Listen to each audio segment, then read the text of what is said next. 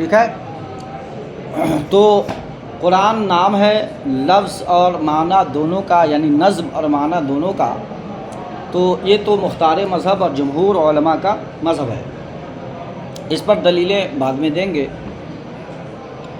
پہلے اس پر دلیل پیش کر رہے ہیں کہ بعض لوگوں نے کہا ہے کہ قرآن نام ہے صرف لفظ کا، معنی کا نہیں. کیسے کہ بے شمار جو صفات قرآن مذکور ہیں اس میں یہ بات کی خبر ہو رہی ہے ان الفاظوں سے کہ قرآن لفظ ہی کا معنی ہے، لفظ ہی کا نام ہے، معنی کا نہیں.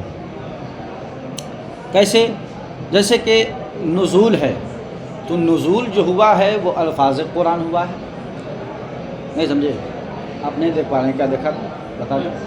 ہاں، تو نزول جو ہوا ہے وہ الفاظ ہوا ہے. ٹھیک ہے. اسی طرح کتابت جو ہوتی ہے یا جو ہوئی ہے مصاحف میں، وہ کیا ہوئے؟ معنی کے لفظ ہوئے ہیں. کتابت جو ہوئی ہے، جو قرآن میں لکھا ہوا ہے، کیا ہے؟ معنی کے لفظ ہے، لفظ ہے. اسی طرح جو قرآن ہم تک نقل ہوتا ہوا پہنچا ہے، وہ قرآن کیا ہے؟ معنی پہنچا ہے یا لفظ پہنچا ہے؟ لفظ پہنچا ہے. تو کہا یہ سارے صفات اس بات کی طرف مشیر ہیں یا اشارہ کر رہے ہیں کہ قرآن نام ہے صرف لفظ کا، معنی کا نہیں.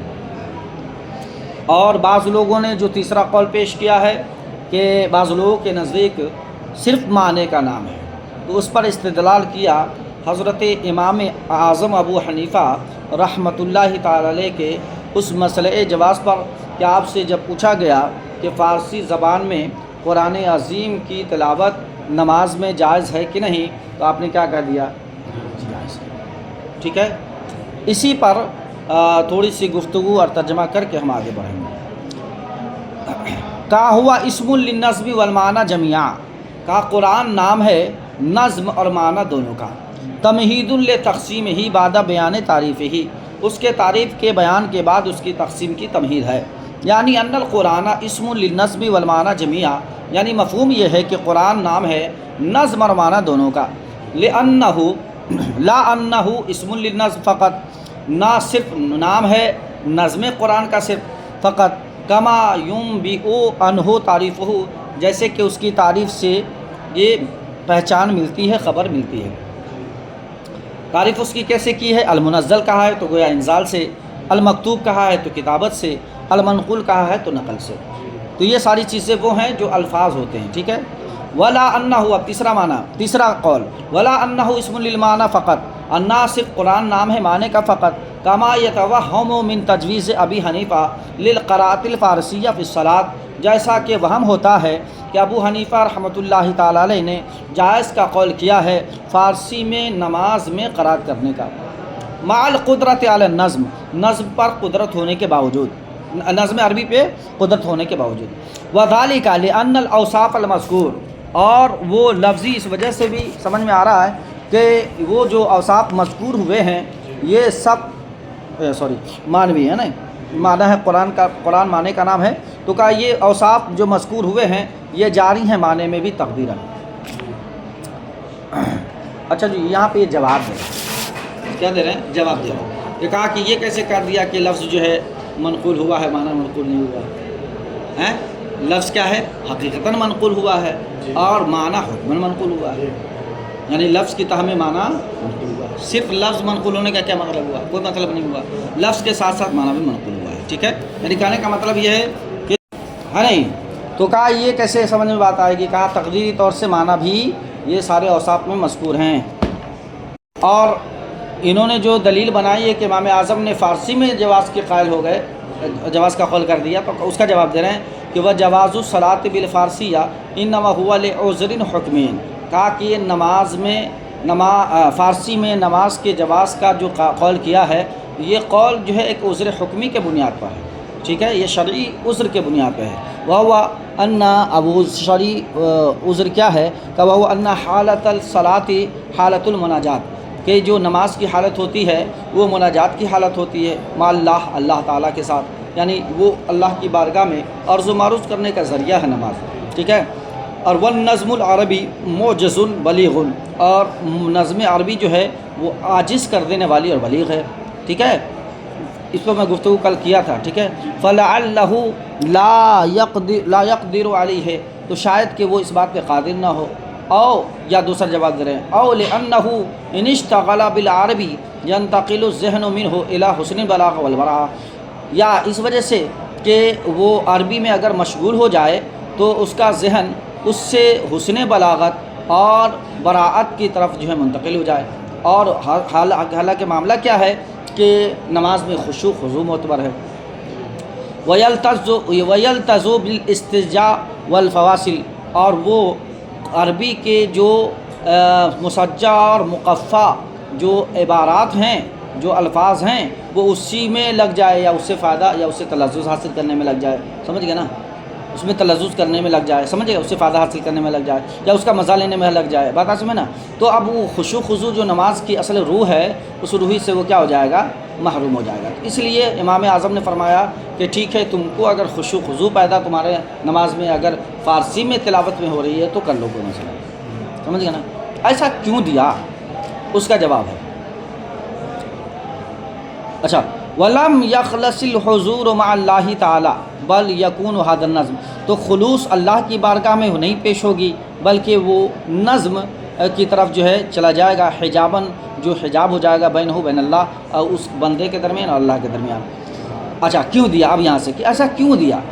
کہا کہ دیکھو جی، انسان جس سوچ میں ہوتا ہے وہی زبان اس کی زبان پر ظاہر ہوتا ہے نہیں؟ جو انسان کی سوچ ہوتی ہے وہ زبان ترجمان ہے، وہ ترجمانی کر دیتا ہے. تو کہا کہ وکان ابو حنیفہ رحمہ اللہ تعالی مستغرقا فی بحر التوحید والمشاہدہ. تو ایسا جواب کیوں دے دیا امام اعظم نے؟ تو کہا اس وجہ سے کہ امام اعظم ابو حنیفہ بحر توحید و مشاہدہ میں مستغرق رہا کرتے تھے. یعنی آپ اللہ رب العزت کی توحید اور ان کے صفات و کمال کے جو مظاہر ہیں وہ اس میں گم رہا کرتے تھے. ٹھیک ہے نا؟ اب کوئی بندہ آ گیا سوال کرنے کے لیے ایسی حالت میں، استغراقی حالت میں، تو اب جو ہے انہوں نے ویسے ہی جواب دے دیا جو ضروری تھا بندے اور اللہ کے درمیان. ٹھیک ہے نا؟ وَلَا يَلْتَفِتُ إِلَى الذَّاتِ، اور وہ اللہ کے ذات کے علاوہ کسی اور کی طرف التفات نہیں کرتے تھے. لا يَلْتَفِتُ پڑھنا ہے، فَلَا تَعْنَ عَلَيْهِ، تو ان پر کوئی تان نہیں ہے. اور ایک جواب یہ بھی ہے کہ امام اعظم جب استغراقی حالت سے واپس آئے تو آپ سے پھر کسی نے پوچھا تھا، کہا نہیں ایسا تو نہیں ہے، یہ تو ناجائز ہے. تو گویا کہ رجوع کرے، کیا کر گئے؟ رجوع کر گئے. اچھا، فلا تعن علیہ فی انہ کیف یجوز القراءۃ بالفارسی مع القدرۃ علی العربی المنزل. کہا کہ اس پر تو اس بنیاد پر تعین نہیں کیا جائے گا کہ پھر فارسی میں قرأت کو کیسے جائز قرار دیا عربی نازل شدہ عربی پر قدرت کے باوجود. ٹھیک ہے؟ تو اس پر کوئی تعین نہیں، ورنہ تو پھر ان سے خود پوچھا گیا کہ اگر کوئی ترجمہ قرآن ہو، کیا ہے؟ قرآن نہیں ہے، ترجمہ قرآن ہے، تفسیر قرآن ہے، اس میں قرآن کی آیتیں نہیں ہیں، صرف تفسیر ہے، تو ایسوں کو چھونا جو ہے حائضہ نسخہ وغیرہ کے لیے تو کیا جائز ہے، کیونکہ وہ قرآن نہیں ہے. وہ معنی جو لفظ کے تحت ہے وہ قرآن ہے. سمجھ گئے نا؟ تو صرف جو اگر کوئی ترجمہ و مفہوم ہو تو وہ قرآن نہیں ہے، وہ تو معنی ہے، معنی کو الفاظ کا جمع بنا دیا گیا. تو کہا کہ اسے چھو سکتی ہے، کوئی مسئلہ نہیں ہے. اور وہیں جہاں کہا قرآن ہے تو امام اعظم نے فرمایا کہ وہ عورت جو حائضہ نفسہ ہو یا جنبی چھو نہیں سکتی. نہیں سمجھے؟ تو اس قول سے بھی یہ بات سمجھ میں آ رہی ہے کہ امام اعظم جانبین طرفین کا اعتبار کر رہے ہیں کہ لفظ بھی اور معنی دونوں کیا ہے؟ قرآن ہے. اچھا جی، وہی بات کر رہے ہیں، وَأَمَّا فِي مَا سِوَى الصَّلَاةِ فَهُوَ يُرَاعِي جَانِبَيْهَا، اور رہا نماز کے علاوہ تو آپ دونوں جانب کا اعتبار کرتے ہیں. وَإِنَّمَا أَطْلَقَ النَّظْمَ، یا اطلق بھی پڑھ سکتے ہیں، وَإِنَّمَا أَطْلَقَ النَّظْمَ، یا صاحب منار نے لفظ کا نظم کا ذکر کیا ہے مکان لفظ، لفظ کی جگہ. اب یہ کہہ رہے ہیں کہ جی انہوں نے کیا کہا کہ قرآن نام ہے نظم اور معنی دونوں کا، نظم اور معنی دونوں کا. کہنا چاہیے تھا کہ قرآن نام ہے لفظ اور معنی دونوں کا. یہ کیوں کہا؟ اس کا جواب دے رہے ہیں. کہا کہ یہ جواب یہ ہے کہ یہ ادباً ہے، نظم کا ذکر کیا ادب کے طریقے پر. کیوں؟ اسی وجہ. کہا کہ نظم مطلق رکھا، نظم کا اطلاق کیا ہے نا لفظ کے جگہ پر، رعایتاً للادب، ادب کی رعایت کرتے ہوئے. کیوں؟ لأن النظم فی اللغۃ جمع اللؤلؤ فی السلک، اس لیے کہ نظم لغت میں لڑی میں موتیوں کو پرونا ہے۔ نظم کسے بولتے ہیں؟ نظم بولتے ہیں کہ تسبیح ہے نا، تسبیح کے دانے اس کو لڑی میں پرو دینا، ٹھیک ہے، یعنی موتیوں کو لڑی میں پرو دیتے ہیں، جب پرو دیتے تو ہار بن جاتا ہے، ٹھیک ہے، تو اس کا معنی ہے نظم، ٹھیک ہے، تو اسے نظم بولتے ہیں۔ اور لفظ ہوا رمی، اور لفظ کسے بولتے ہیں؟ رمی کو بولتے ہیں، یعنی پھینکنے کو، تو پھینکنا اور لڑی میں پرونا، اس دونوں میں ادب کون سے میں ہے؟ لڑی میں پرونا، اس لیے قرآن کے لیے بولا جا رہا ہے، تو اس لیے لفظ نہیں بولا، کیا بولا؟ نہیں بولتے یہ بندہ بہت پھینکتا ہے۔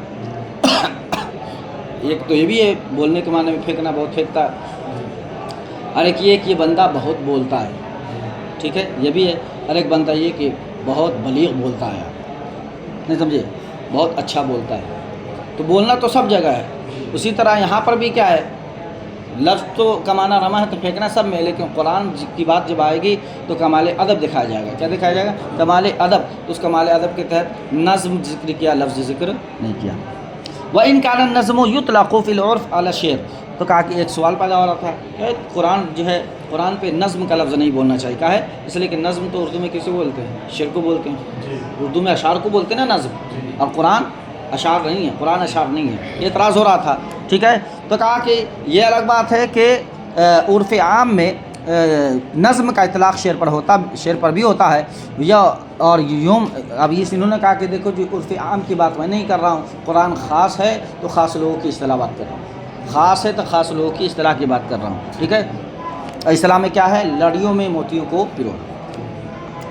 وَيَنْبَغِي أَنْ يُعْلَمَ أَنَّ النَّظْمَ إِشَارَةٌ إِلَى الْكَلَامِ اللَّفْظِي وَالْمَعْنَى إِلَى الْكَلَامِ النَّفْسِي، اور کہا یہ بھی مناسب ہے کہ جان لیا جائے کہ نظم سے اشارہ ہے کلام لفظی کی طرف، کس کی طرف؟ کلام لفظی کی طرف، یعنی وہ جو قرآن جو ہمارے آپ کے سامنے ہے، جس کے تحت میں لفظ معنی ہے، تحت میں معنی لفظ ہے، وہ قرآن، ٹھیک ہے۔ وَالْمَعْنَى إِلَى كَلَامِ النَّفْسِي، اور معنی سے مراد کیا ہے؟ کلام نفسی ہے، کیا ہے؟ کلام نفسی، یعنی وہ کلام جو اللہ کی صفت ہے، اور اللہ کے سارے صفات کیا ہے؟ قدیم ہے، حادث نہیں ہوتے، وہ صفت قدیمہ جو اللہ کی ذات سے قائم ہے اور سکوت کے منافی ہے، ٹھیک ہے، کلام نفسی سے مراد وہ کلام جو اللہ کی ذات سے متصل ہے اور وہ سکوت کے منافی ہے، سمجھے، سکوت کے منافی ہے، تو وہ کلام نفسی مراد ہے۔ یہ کلام نفسی کیا ہے؟ قدیم ہے، حادث نہیں ہے۔ لیکن المعنی الذی ہوا ترجمۃ النظم حادث، اور کہا وہ معنی کہ جس کا ترجمہ لفظ کرتا ہے وہ حادث ہے، ٹھیک ہے، یعنی وہ معنی کہ جس کا جو نظم کا ترجمہ ہے وہ حادث ہے۔ کالنظم لأنہ عبارت عن قصۃ یوسف و اخوتہ، جیسے کہ نظم کہ وہ تو نام ہے یوسف علیہ السلام کے قصے اور ان کے بھائیوں کے قصے اور فرعون کے قصے اور اس کے غرق ہونے کے قصے وغیرہ کے لیے، ٹھیک ہے نا۔ وَكُلُّ ذَلِكَ حَادِثٌ، اور یہ کل ذالک، یہ جو ہے ارے تیری کون دیا تم کو؟ کیا تباہی ہے بچوں میں، کیا وبا چل رہی ہے، ہم کو سمجھ میں نہیں آ رہا ہے۔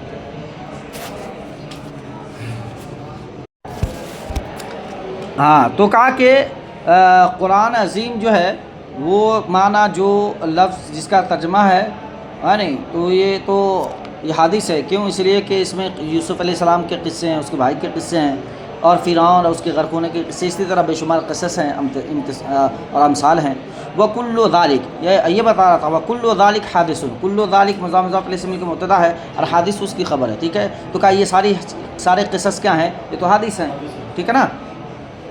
تو اس کا مطلب یہ ہے کہ قرآن کیا ہے؟ حادث، اس کا مطلب یہ نہ ہوا قرآن حادث، تو کہا نہیں، قرآن سے مراد جو کلام نفسی ہے وہ حادث نہیں، وہ اللہ کی صفت قدیمہ ہے، وہ اللہ کی، اور یہ قرآن جو نظم اور معنی جو نظم ترتیب کے ساتھ ہے ہمارے سامنے ہے، جو کاغذ پہ لکھا ہوا ہے، یہ حادث ہے، یہ مخلوق ہے۔ ثم ہوا دال علی امر اللہ ونہیہ وحکمہ وخبرہ وہو قدیم، اور وہ الفاظ جو اللہ کے حکم اور اس کے نہیں اور اس کے احکام اور اس کی خبروں پر دال ہیں، تو وہ کیا ہیں؟ قدیم ہیں، بلا ریب، لا ریب، بلا ریب، ٹھیک ہے، لا بغیر شک کے، عندنا فتبین فتنبہ لہ، تو آپ اس پہ خوب غور کرو اور اسے قاعدے سے سمجھو، ٹھیک ہے نا، یعنی کلام نفسی جس کی تعبیر امر نہیں استفہام امر نہیں احکام، ٹھیک ہے، اس کے بعد خبریں ہیں، یہ جو الفاظ کے جامع ہیں جس سے یہ چیزیں سمجھ میں آ رہی ہیں، وہ سب کیا ہیں؟ صفات قدیمہ، کیا ہے؟ صفات قدیمہ، اور یہ ساری چیزیں اٹھا لی جائیں گی. معلوم ہے نا قرب قیامت قرآن اٹھ جائے گا، مطلب یہ سارے احکامات و منہیات کیا ہوں گے؟ جو اللہ کا حکم ہے وہ اٹھا لیے جائیں گے. اور جو قصص وغیرہ ہیں یہ سب کیا ہیں؟ حادث ہے. یہ سب کیا ہے؟ حادث ہے. لیکن وہ کلام نفسی جو اللہ کی صفت قدیمہ ہے جس میں یہ قصص وغیرہ ہے وہ حادث نہیں، وہ قدیم ہے. دونوں میں فرق ہے. ٹھیک ہے، خوب غور کیجیے گا تو سمجھ لیں. چلو.